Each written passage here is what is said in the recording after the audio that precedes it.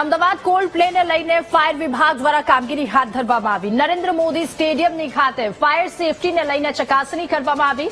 Cold play કોન્સર્ટના આયોજકો સાથે fire સેફટીના મામલે સમીક્ષા બેઠક કરી। ફાયરના ઉચ્ચ અધિકારીઓ અને કોલ્ડ પ્લે આયોજકોએ સુરક્ષા અને અન્ય સેવાઓને લઈને યોજનાની સમીક્ષા કરી।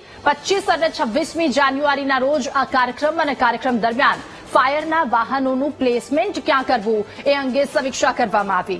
ફાયર વિભાગે ફાયર સેફટીનું ચેકલિસ્ટ કોલ્ડ પ્લે આયોજકોને સોંપવામાં આવ્યું છે। સ્ટેડિયમની અંદર અને સ્ટેડિયમની બહાર ફાયર સેફટીના વાહનો તૈનાત કરવામાં આવશે, કારણ કે મોટી સંખ્યામાં અહીંયા લોકો ઉપસ્થિત થવાના છે।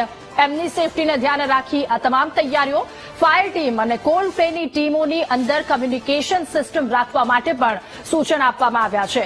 ઇમરજન્સી સમયે આવે તો કઈ રીતે કામ આવવું એ માટે કોલ્ડ પ્લેના આયોજકો અને માણસને પ્રારંભિક તાલીમ પણ આપવામાં આવશે।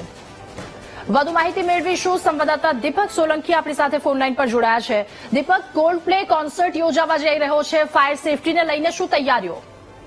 બિલકુલ, જે પ્રકારે 25 અને 26 જાન્યુઆરી નરેન્દ્ર મોદી સ્ટેડિયમમાં કોલ્ડ પ્લે યોજાવાનો છે, ત્યારે ફાયર વિભાગ દ્વારા ત્યાં ફાયરની જે સેફટી છે તેને લઈને સમીક્ષા કરવામાં આવી છે। કોલ્ડ પ્લેના આયોજકો અને ફાયર અધિકારીઓ દ્વારા ત્યાં સમીક્ષા કરવામાં આવી છે। મહત્વનું છે કે જે સ્ટેજ સ્થળ છે અને આસપાસના જે વિસ્તારો છે કે જ્યાં સૌથી વધારે લોકો આવવાના છે, ત્યાં ફાયરની ટીમો જે છે તે તૈનાત રાખવામાં આવશે।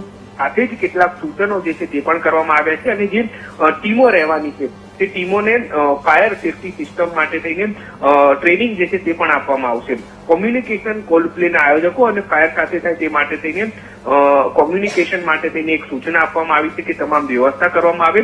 મહત્વનું છે કે ત્યાં અનેક જે ફાયર સેફટી જે છે તેને લઈને તમામ બાબતો ધ્યાન રાખવામાં આવે તે માટે થઈને સૂચનો કરવામાં આવ્યા છે। અને ફાયર સેફટી જે વિભાગ છે તેની ટીમોની વાત કરવામાં આવે તો 8 થી પણ વધારે ટીમો જે છે તે તૈનાત કરવામાં આવવાની છે।